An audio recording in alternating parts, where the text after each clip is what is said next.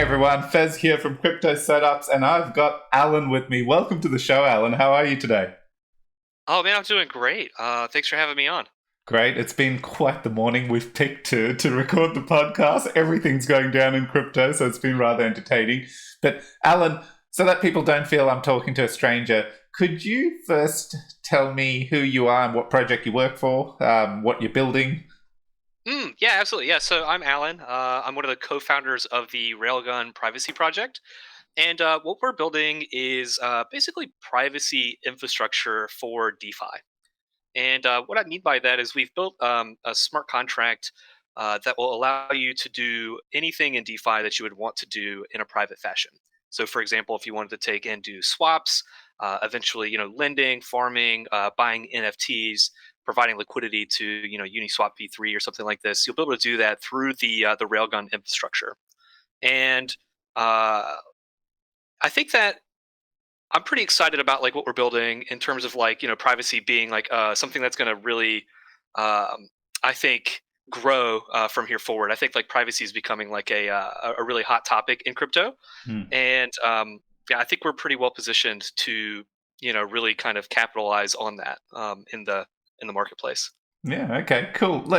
So it's not people straight away when they think privacy, Tornado Cash, Tornado, that's probably something that's been uh, prominent and has had its issues recently. But Railgun is nothing like that, is it?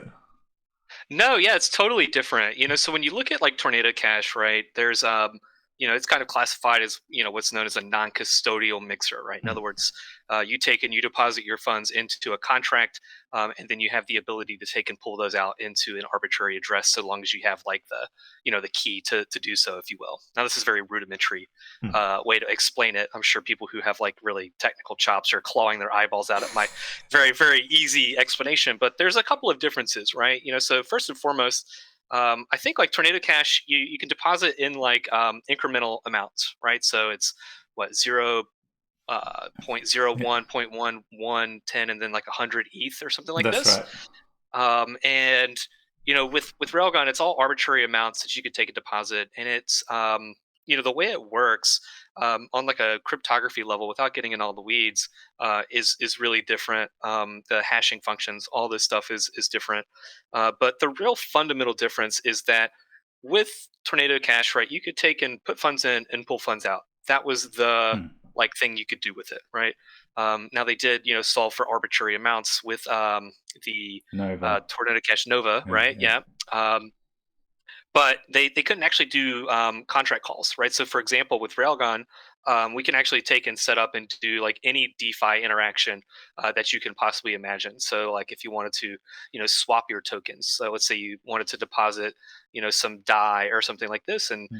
you're bullish on ETH buying the dip today after, well, the day we're recording this. Very Yeah. very interesting news between FTX and Binance. We'll let everybody figure out what day this is, and let's say you wanted to buy the dip on ETH or something like this, you could do that by way of Railgun and do that in a private way. So I think in that way, on a technical level, it's fundamentally different. And I think some of the compliance tools that we're building are pretty different as well. So I'm excited about that side of it as well, because I think we can, sort of like have our cake and eat it too with Railgun.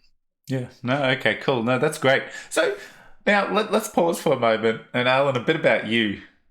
Now that we know what protocol we're talking about and things like that, like how did you get into crypto? What's your journey? I'm sure it's a tale to tell. Oh man, so it's actually pretty interesting. I was in college and I had a really good friend of mine who was like a very staunch Bitcoiner, Hmm. and I was not really into it at the time. This is maybe 2013 or something like this. I was like hearing about it at like bars and like cookouts with my friends, and this guy's like, "Dude, Bitcoin, future finance," kind of thing, and we always kind of brushed it off. But in about 2017, I got really interested, in it, and started trading money. Right, so I started trading stocks and ETFs and this sort of thing, buying options, losing my ass on options, and then ultimately wanted like something that had a lot more beta.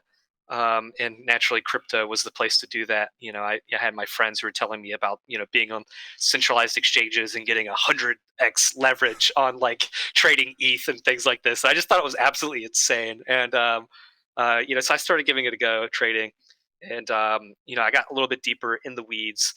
Started really kind of like learning more about like crypto and like what it meant and like what were the ethos behind Mm. like the movement and this sort of thing. And it kind of got like I started to like really get in the weeds. I'm sure people who are like listening to this will like know that like you can go into like Telegram and join like your favorite crypto project Telegram, and occasionally you'll find somebody who like works on the project, and you'll Mm. be like, oh, that's one of the core contributors. So I remember like being in like Ren's chats and seeing people on the core Ren team and being like, oh my god, look at those guys, they're Yeah. actually responding, and this sort of thing. Um, and then fast forward to I guess the beginning of 21. Um, there was a team coming together to build the Railgun privacy project. And this was based on a white paper that came out that basically postulated that you could take and use like modern cryptography and like hashing functions to build like a fully on-chain privacy solution, Mm. right? And have it be like really um, you know kind of like, I guess what's the word I'm looking for? Like something that you could use in like DeFi, like full stop. Like it be like custom tailored to like being able to do whatever you would like with it. And so the team started coming together and they assembled like a lot of really great technical talent. Hisham, the cryptographer who wrote all the zero knowledge circuits, he's an absolute genius. We have Kyron, the chief architect of the smart contract system. All sorts of different people who are on the team. You can see the website. I won't bore you with that, but they wanted somebody to come on who could do like all the other stuff, right? And we kind of called this role like the janitor, right? Just kind of funny, because it's like one of those roles where it's like you don't really think about it much, but like if you didn't have a janitor, like you would readily like recognize it, because there'd be you know piss on the toilets and things like this, right? There'd be no toilet Yeah, paper in yeah, the bathroom, and so like, man, these floors are dirty, that kind of thing. And so like, a lot of what I do on the team is based around like marketing, reaching out to other teams, being connected with folks at different protocols, and really kind of telling our story, around Railgun. yeah. Mm. And I've thoroughly enjoyed it so far. It's definitely a totally different thing than what I was doing before this, like in my traditional real job, if you will. Yeah. And yeah, it's been really, really exciting to like build something that like I'm passionate about. I think that like privacy is really important for like freedom and like really, really incredibly important in like our financial sector. And so like it's not only cool to like kind of like be on the other side of the fence, if you will, like on a core contributing team for a Mm. protocol, and like be that guy in the Telegram that perhaps people think about. I don't know if they do or not. I personally don't think I'm that cool, but um, occasionally it feels pretty cool to like be part of a team. No, no. The second you see that admin badge, it's like, now we're talking. All right, in with Yeah, the right crowd. yeah, right, exactly. Okay, so I think what I'm getting now with Railgun, the way this differs, as you've explained it, is for the first time, people can start thinking about everything they do currently on the blockchain, interact with DeFi, all this stuff.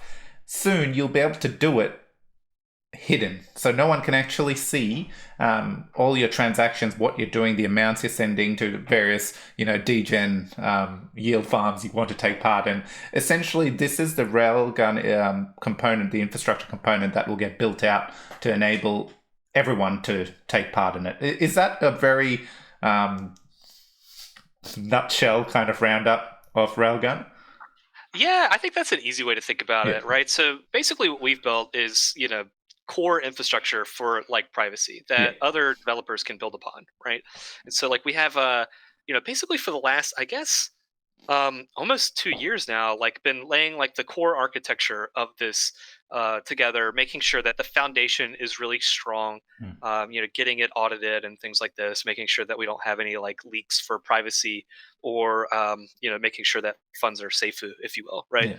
Yeah. And so now we're at this inflection point where we're going to start building out these interesting like lighthouse cases, right? So currently you have we have some an integration with the 0x protocol, Yeah. which um, some people aren't familiar with, but I'm sure they've heard of like Matcha or like the MetaMask swap functionality, or if you're into like Brave Wallet, I think Brave uses 0x as well. Hmm. Um, they're a DEX aggregation API.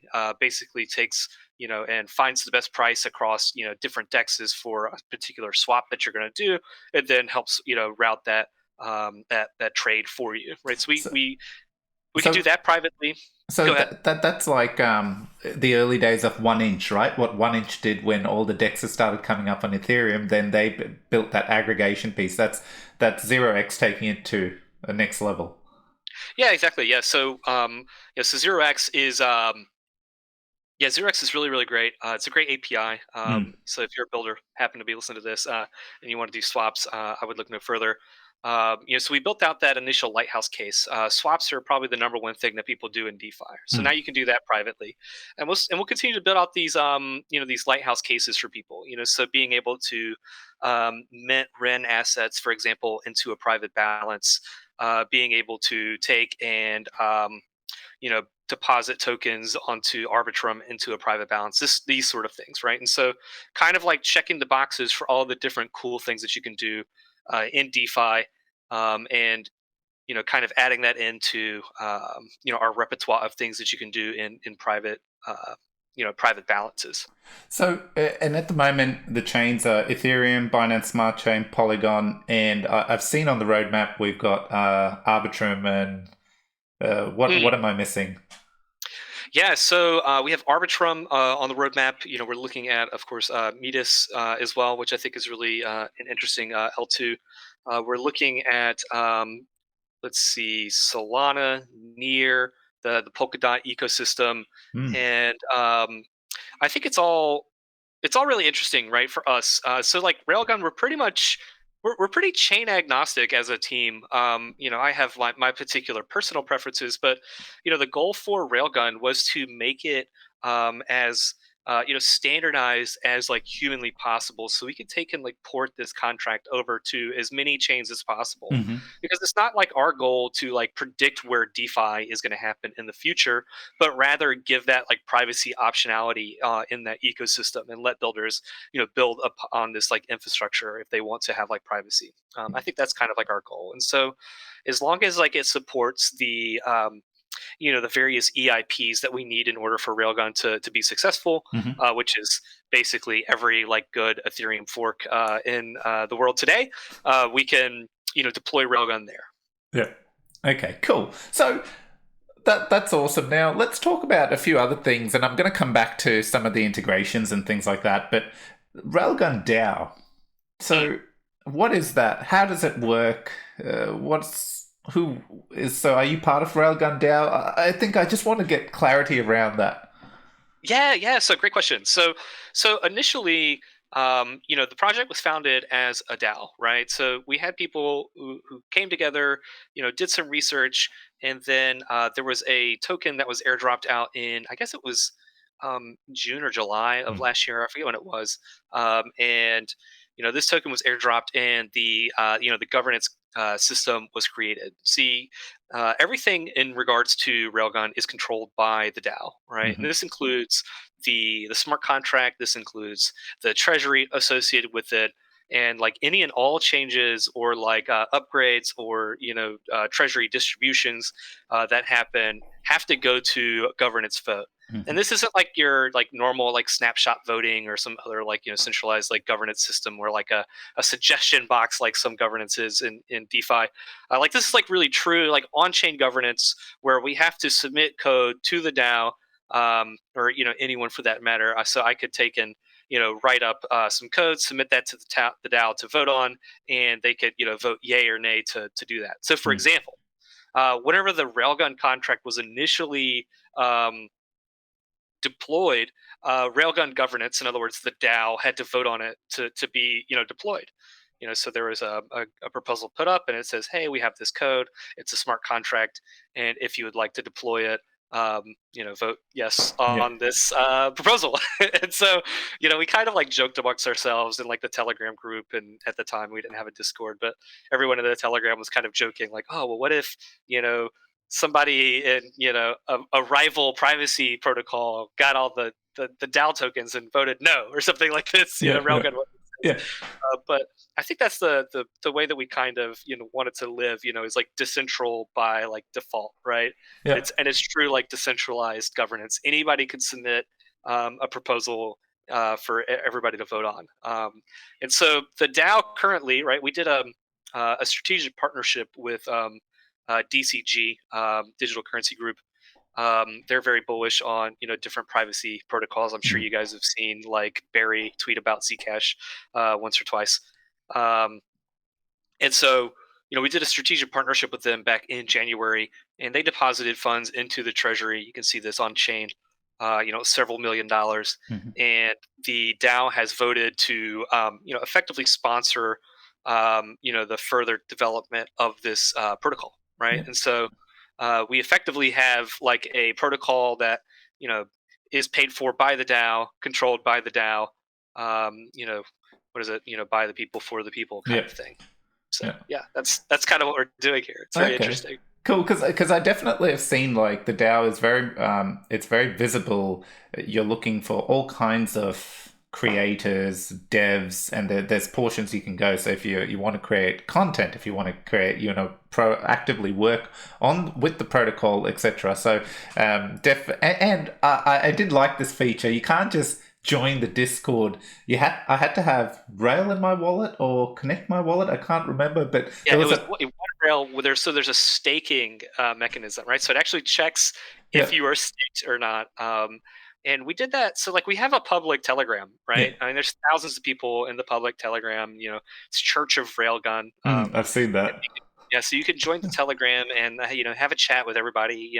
I'm in there. Kyra and all the core developers and things like that are hanging out in there. So it's not like we have like this private garden, but for like DAO matters, we want it to be DAO members only. And Mm, so in order for you to be a DAO member, you got to be staked, right? And mm, so if you want to participate in DAO conversations, you're more than welcome to stake one rail or more, fill your boots however much you would like, and then join the DAO to participate. And it's really quite nice because it keeps the conversation like really small, I guess, mm. which is really kind of cool. And then whenever like proposal debates and things like this come up, and it kind of makes sure that like there's only people who have like some skin in the game Yeah, are participating in that debate. So it's kind of nice. I really enjoy it. We have like weekly community calls and things like that where all the core contributors get together, get on one of the voice chats, and we all yeah, just kind of you know shoot the shit, if you will, with yeah, like the yeah, community, talk about what's going on. It's yeah. it's good fun. No, that's awesome. So we've touched on, and people probably picked up. Oh, there's a token. So, and you also mentioned obviously there was a token issued. Can we talk a little bit about the Rail token? What is so we know it's there for governance. Hmm. Um, Now, what other utility does it have? Yeah, so the Rail token, right, is primarily there for governance. In other words, like one Rail staked is one vote in Mhm. the governance contract, and there's different rails. And actually, there's Rail Poly, for example, and there's Rail BSC as well, which we'll talk about in just a second, Mhm. right? And like all this, happens on chain, right? So it's like true on chain governance. You have one staked, you can vote, and you have one vote, right?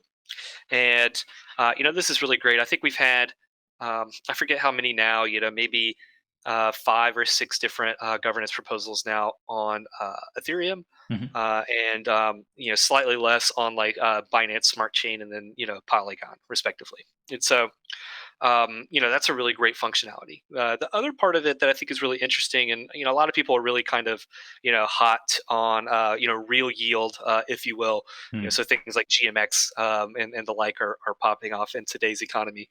And I think that's really interesting. And so one of the things that we have is the active governors rewards, right? And so what it'll do is it'll actually have a distribution of the treasury to people who are actively participating in governance. And what that means is if you're staked, you can get distributions from the treasury from having your rail staked. Mm. And the DAO voted on that. I guess it was last month voted on that. And I think the first distribution is going to happen here in yeah, right towards the end of November. So pretty exciting times. Because that's interesting. Because protocols often do this. The majority of them have their token. It's a governance token, and then they cannot get people to actually come in there and vote. And there's no incentive. Normally people are just holding moonbags, so they're not going to come in there and try and have a view and actually understand what they've invested in majority of the time. But the people who care do. So you're incentivizing people to actually partake in governance, which is awesome. Then the other aspect I read, and is this different, is obviously, and we haven't touched on this, but very, very slowly, the relay component. So there's a component when you're moving your assets from your normal address to the master address, and there are relays that are involved, and they get paid a certain fee. I have noticed a part of the recent governance proposal, there were fees that these relays or the protocol in general makes that will start getting distributed. See, I've done a terrible job there, so I'm going to throw over to you, Alan, to clear that up, Yeah. how that all works. Yeah. Okay. So every time you take and shield or unshield an asset, so in other words, you deposit or withdraw into your 0ZK, your private address, there is it's 25 basis points. So 0.25%, very small amount that gets taken and deposited into the treasury for the DAO, and that's for future development and this sort of thing. And of course, this particular active governor's reward that we're talking about, the real yield. Okay. And what's really interesting about this, and I think this is really fascinating, is I think like some yield protocols, whenever they do yield, it'll be like in like their token or something like this. It'll be like inflationary, or it'll be like a deflationary thing, buyback or something like this, right? And what's really fascinating about real yield, if you will, is like there's an actual mechanism that collects fees and distributes those back in some mechanism. That's kind of what's happening here, right? And so the yield itself won't be in like Rail or anything like that. It'll actually be the tokens that are being transacted, and so the treasury accumulates a multifarious token distribution, which is really interesting. So if someone deposits Frax, for example, it takes 25 basis points, 0.25% of that Frax deposit, or USDC or USDT or DAI or RIN BTC, or I think somebody put there's like, I forget what it was. It was like Elon Safeborn Moon. You can like look at it. It's in the treasury, right? Yeah. So it collects all these different tokens, and I think that's really fascinating because I think it'll kind of create like resiliency in like the DAO treasury, but I think it'll also create like an interesting like yield dynamic over time. As like different tokens get deposited into the treasury. These are distributed back out to stakers who are active governors, right? And it'll be like those actual assets. So currently, it's going to distribute, DAI, Rail, and then I think it was USDT. I'd have to look back at the proposal. Can't remember off the top of my head, but it'll be a whole myriad of tokens that people can like, claim on, a regular basis. It's every 2 weeks. So in this particular instance, it's not. It's only distributed to the people who are actively those fees that are allocated to the stakers. It doesn't go to all the stakers. So I could be staking Rail, but I haven't voted on any governance. Then I wouldn't get those fees. I'm just clarifying for people listening. Yeah, no, you would still qualify for that, right? Yeah. So having staked, and kind of like it's a little bit of like an interesting like mechanism, right? Because it's every 2 weeks that you have like a distribution that's claimable, and this is kind of like Pavlov type, it's not even big brain. It's just very simple, right? If people have to go to the governance portal to like, do some sort of like claiming mechanism, like they're going to see the proposals there. And so it's kind of like, it's almost like a carrot there at the governance portal in order to like lure people there to look and see what's going on, and like vote and participate in governance. So for example, if they're there and they see, oh man, proposal, whatever is up for vote, and maybe I'll vote on that, right? And that's kind of like the the thought process there is to reward you for actively going to the governance portal to check it out. Yeah. So then you mentioned as well, like the token is split up on various chains. So in terms of the supply, is it the overall supply that's being split, or does every chain have its own? Yeah, so every chain is standalone by itself, right? So currently there is 57.5 million Rail on Ethereum, and then there's an independent supply of Rail Poly. There's an independent supply of Rail BSC, and these are all like standalone DAOs by themselves. And this is actually by design. Hmm. One of the things that's quite a challenge is like cross-chain governance, Hmm. and so there's no real good way to do like true cross-chain governance, without it being like centralized to like a multi-sig or some sort of like really heavily centralized like bridging mechanism or something like this. There's a lot of trust involved in that, and so we opted not to have that, and instead have like each chain standalone by itself. And so like the treasury that's accumulating on Binance Smart Chain or Polygon is controlled by their respective Rail BSC and Rail Poly, and then of course like Rail on ETH controls the treasury on Ethereum. Yeah. Okay. And so then, in terms of the governance, and I know we're talking a lot about this, but this is fascinating and interesting. And some of the questions I had as I was researching the protocol. So, with the various tokens, does that mean the votes were when, as you gave examples of changes to code and things like that? Could it be then Ethereum branches off in a bit of a different direction versus Polygon and Binance Smart Chain? Would that how is that how it could turn out?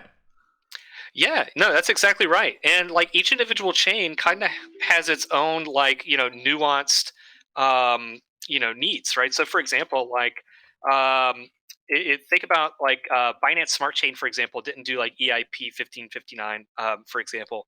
Pretty useless nugget of information for somebody who's not developing, but Yeah. suffice it to say, it has its own like idiosyncrasy, right? And the ecosystem has its own like idiosyncrasies as well, right? And so, for example, um, Polygon might take off in a different direction than Ethereum. Hmm. That might take on a different direction than Solana or Polkadot or whatever it may be, right? And so, in that way, they could kind of like morph and like change into their own like individual like ecosystems, which I think is really fascinating, right? And we're kind of seeing that now, right? And so, like on Ethereum, we're seeing like very very large deposits, and so like total transaction volume on Railgun on Ethereum is less than on Polygon. So, Hmm. um, but it's really interesting when you look at like the notional amounts that are being deposited. So it's like 20, 50, 100,000, even like $4 million deposits are happening on Ethereum, and like the largest deposits you'll see on like Polygon or maybe 100 grand, but you're seeing people who Wow. are a lot more comfortable depositing like $100 or $500 or more reasonable human amounts like you and I, Fez, probably have in Yeah. our Yeah. individual wallets, right? I'm certainly not, making multi-million-dollar deposits into anything. Yes. But suffice it to say, we're kind of seeing like this interesting like bifurcation that's kind of like playing out on like the more macro level on like Yeah. Polygon and Ethereum as well. So um, yeah, I think it'll be really fascinating to see, if we fast forward a couple years down the line, like, where these chains differ and grow, and like what integrations happen with Railgun on the different chains, because it could be totally different, right? Yeah. And so at the moment, the governance tokens are on Binance Smart Chain, Polygon, and Ethereum, and all the staking functionality is live for each of those chains as well, including the Mhm. voting for any proposals that come through for each of the chains, and the relay fee distribution. So all that's live for those three chains. Yeah, yeah. So like the treasury rewards, Yeah.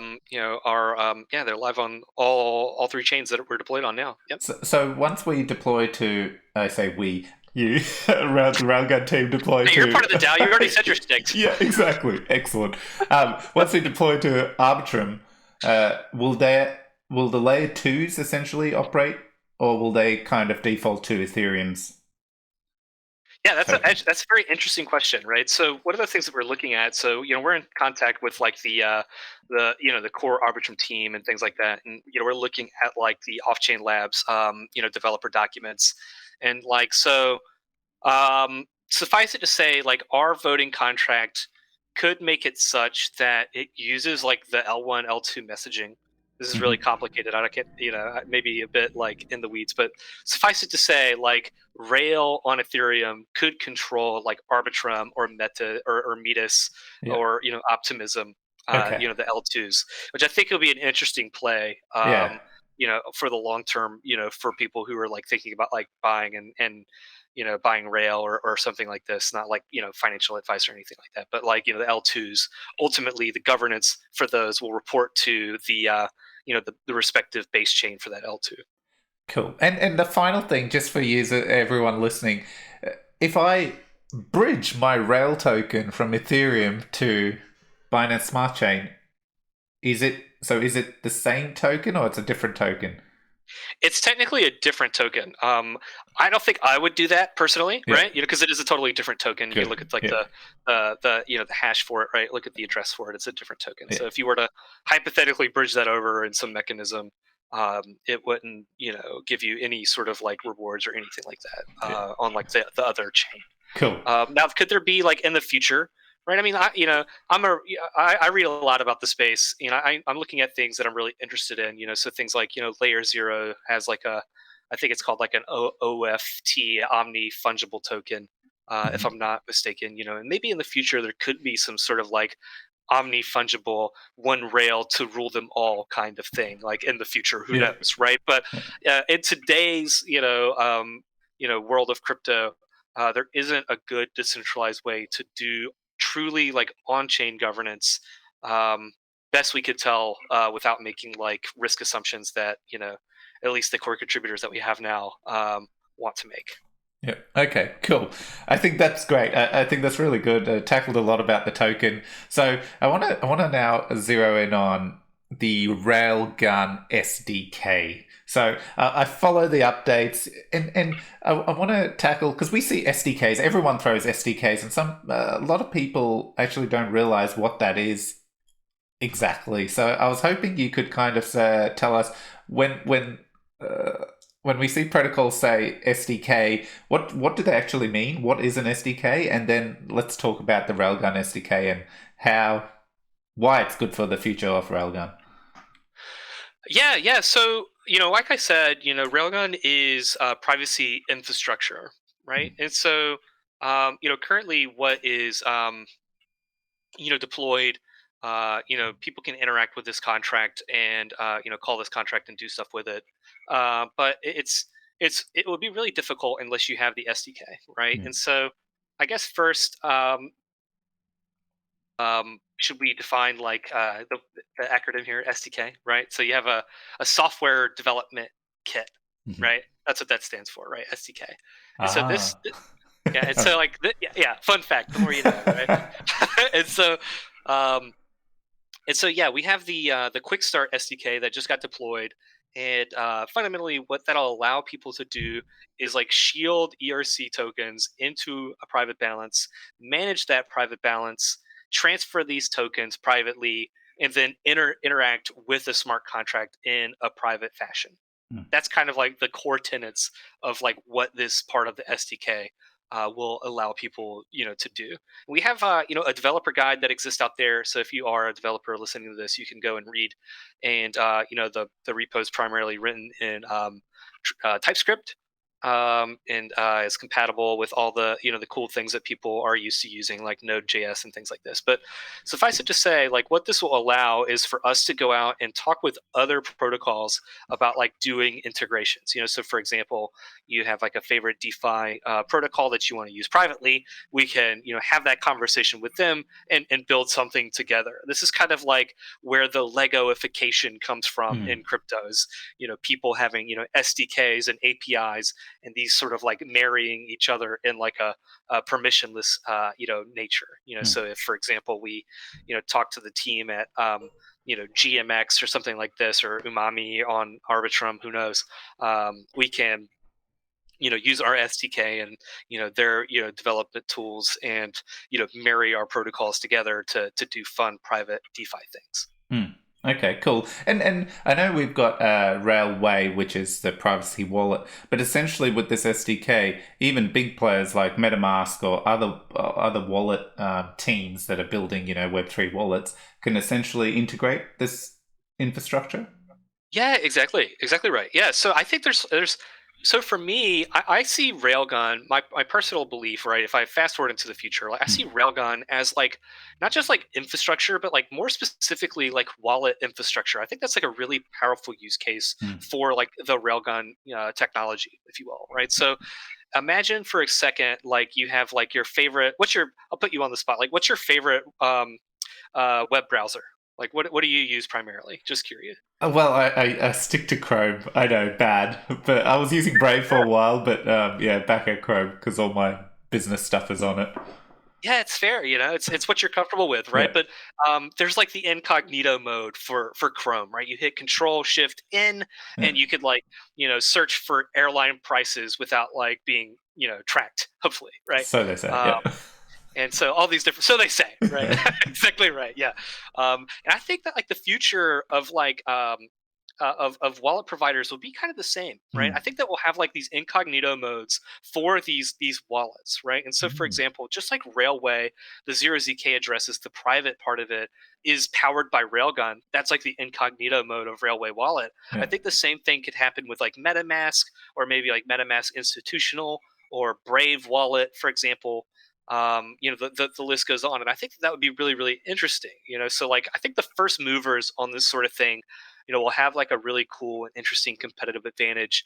Like alpha preserving privacy technology on MetaMask or something like this. Yeah. And so, yeah, this is kind of like that first step towards like making that vision possible as is this Railgun SDK deploying. So, yeah, I'm personally pretty excited about it, as you can maybe Yeah, tell. yeah, no, it opens up the possibilities, doesn't it?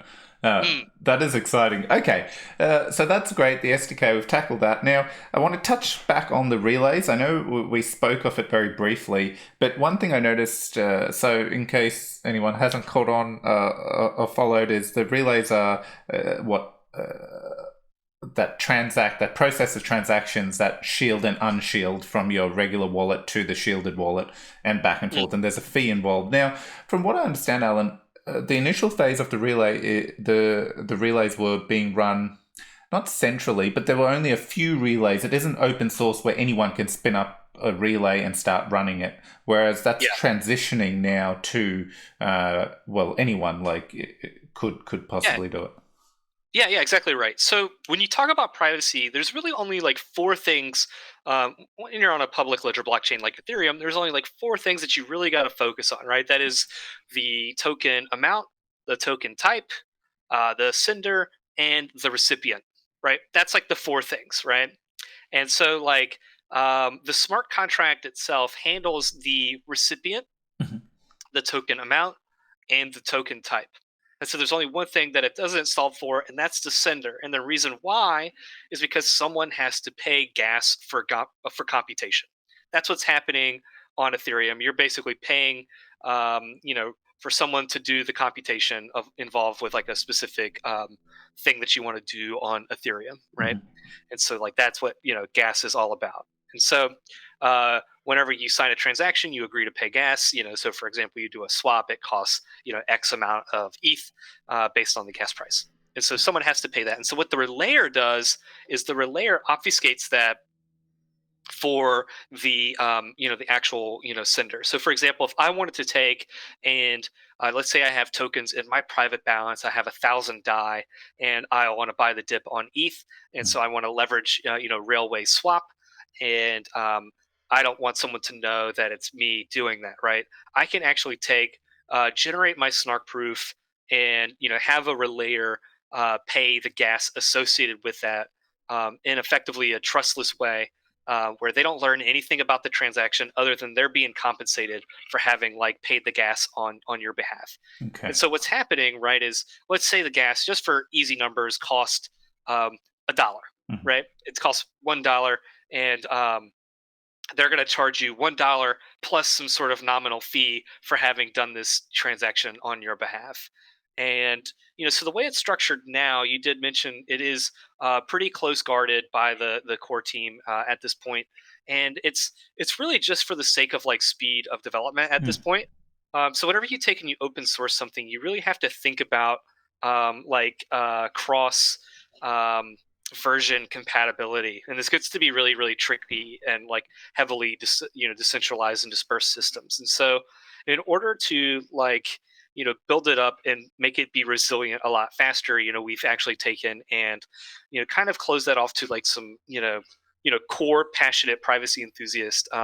Some of the folks over at like DCG subsidiary companies being one of them. We've basically taken and put together a very small like SEAL Team 6 of folks who will help us run relayers until we open source them, which is actually coming really really soon. We're Mm. really really excited about that. So one of the things that is really cool is you could actually take and spin up your own relayer, and it doesn't require like really sophisticated like hardware or anything like this. You could take and run it on like a Raspberry Pi or Mm. something like this and participate in like the relayer ecosystem. So it's pretty exciting, right? I think that's one of the coolest parts about Railgun is that it should be really really easy to run a relayer, and Yeah. I'm personally excited. I'm not a very tech savvy person, but I'm very excited about running a relayer Yeah. myself in the future. And so essentially, once that opens up, does it become a case of like a bit of a bidding war with the relayers in terms of, because at the moment I know there's the nominal fee, but then there's the relay cost, and it fluctuates depending on things. But I anticipate once it gets open source, we'll see that it should technically come down because people will try to undercut each other.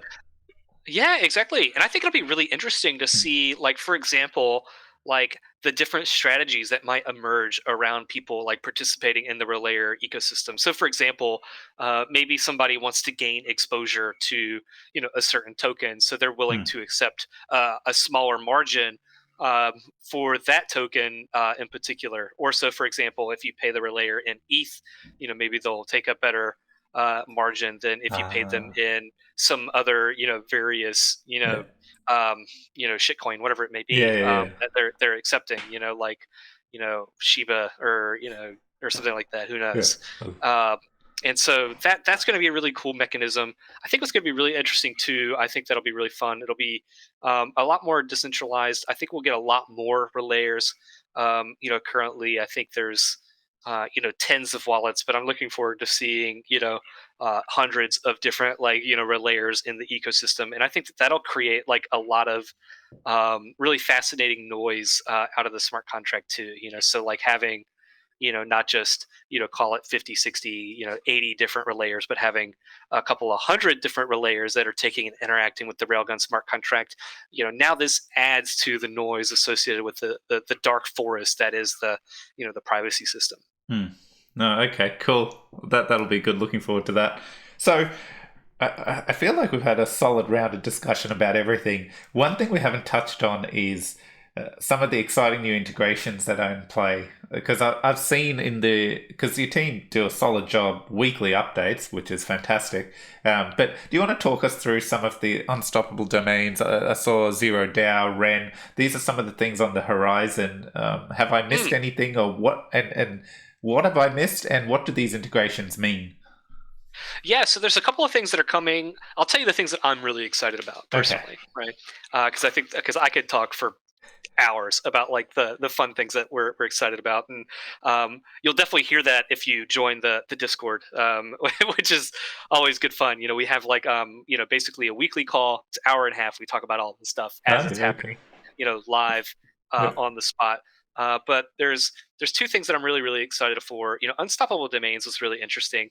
That was a really cool integration. So now you can take your crypto, your NFT domain, so your maybe it's Fez dot blockchain or something like this. I don't know which one you own. Maybe you have a unstoppable domain, but you could actually have that tied to your private balance and give that to people, and they could deposit into your private balance. That's what's coming with like the new V3 of Railgun, if you will, right? Yeah. Or like the I guess it's not V3, whatever we want to call it, right? The new upgrades to the contract. And so I'm pretty excited about that because I think that that really kind of changes the game. So if you think about like just traditional finance or even like Web 2 finance, so for example like Venmo or Cash App or Zelle or PayPal, for example. If I receive money from somebody on Cash App, they don't get to learn like how much is in my Cash App how much is in my bank account or anything like that. They Mm. send me $20. That's the end of the transaction. They don't get to learn anything else. And so like the cash appification of like crypto will be really, really exciting. You'll have like your Alan.crypto. I can give this to someone and, they can make a deposit into my private balance and they'll be none the wiser Mm. whether I'm, hyper wealthy or woefully poor in my private balance. It'll be of no concern of theirs. And that'll be really exciting. And so that unstoppable domains integration, I think is one of the more, exciting. It's kind of like, a low lift, if you will, but it's actually a really, really exciting thing for just um, like the future of DeFi, in my opinion. I think that if we want to have like a future of like DeFi taking over, like we'll have to have some privacy, and that's like one of the things that people expect when it comes to like their finances. Mm. I.e., someone gives me money, they don't get to look at my my bank account. In fact, just before the recording, you and I were talking like whenever a transaction occurs, immediately what you do is you go to Etherscan or Yeah. BSC scan or whatever it may be, and you put in their address and then you judge them harshly, right? You go, oh man, Alan bought that shit coin. That didn't go so well. Oh man, he's a bag holder on this NFT project. What a shame, this kind of thing, right? You can judge people, and so not being able to do that in the future is something that I look forward to because I think it's important for people to have that kind of privacy. So, unstoppable domains. It's a very interesting integration for me. Another thing that I'm really excited about is the RIN integration. Mm. So fundamentally, what this integration is about is like being able to take and mint assets directly into a private balance on a different chain. So take for example Bitcoin, right? So you have Ren BTC. You take and you mint your assets on, and they come out the other side into your address on Ethereum. Now, for people who care about privacy, this perhaps isn't a desirable thing because what you're doing effectively is you're taking and like connecting your Bitcoin address to your Ethereum address, and perhaps you don't want to do this, Mm. right? Um, you just want to go onto Ethereum to do degen stuff with your Bitcoin, right? You don't want people to know, how much Bitcoin you hold, right? Yeah. And so, like with this integration, what we're building for is to be able to take and remit assets directly into your private balance, which I think is going to be really, really cool.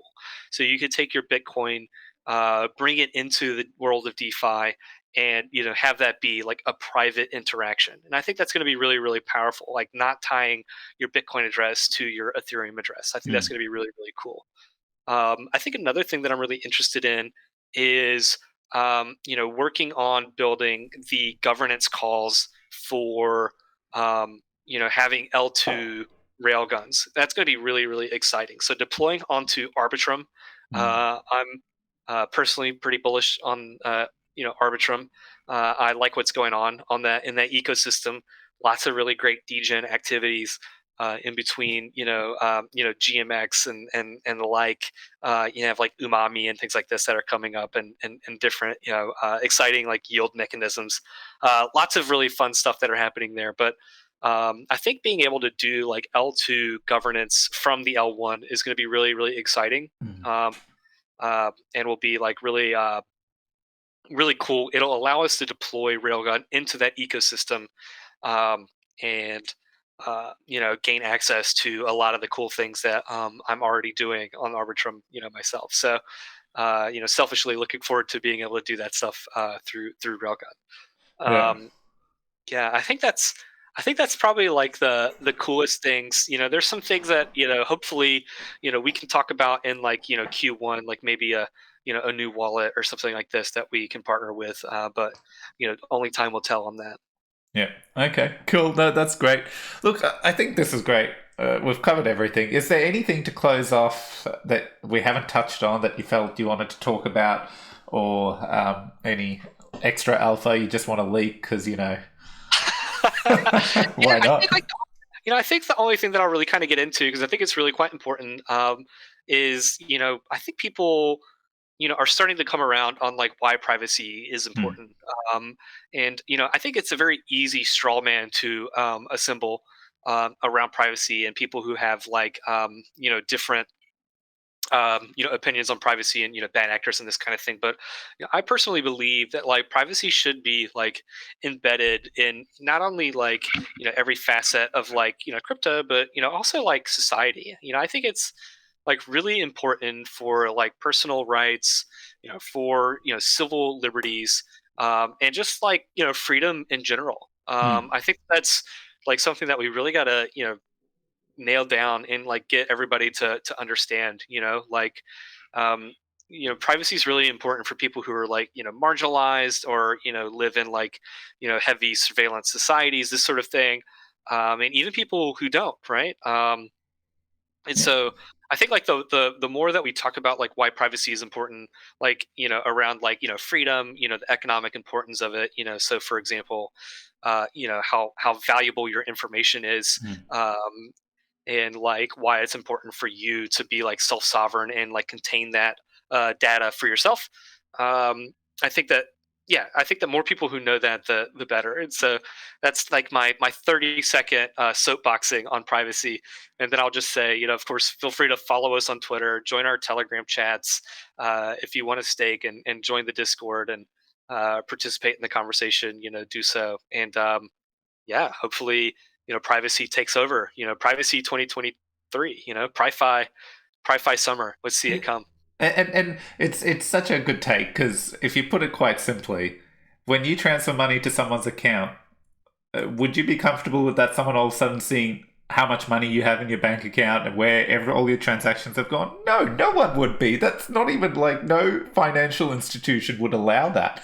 Yes, they may know everything going on, but the other person on the other side who sent money doesn't get that privilege. So, Exactly. and this is where this tech is very different to that initial implementation of Tornado, where it was just about masking and moving set amounts into new wallets. This is kind of that next level of infrastructure to do anything and everything we do in DeFi, not DeFi, DeFi today. So that's what's got me excited, and that's one of the fundamental reasons I jumped on. When I found out about the protocol, I started researching and I reached out to get you guys on the show and did a tutorial on it because I loved it. I actually used the Railway wallet product. I found it great, and just the fact that it had a multi-chain implementation was even better, so that you could avoid the ETH fees if you didn't want to.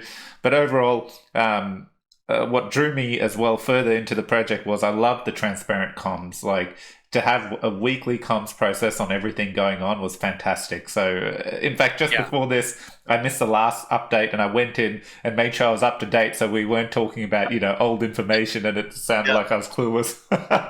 Yeah. I think it's really it's kind of interesting. I've really actually enjoyed, for a privacy protocol. Perhaps it's ironic that we work so hard at like transparency around like what we're building. But the reality is the DAO controls the purse strings, if you will, right? Mm. And so we want to make sure that people understand exactly what's going on, what we're building, know that they could contribute as well.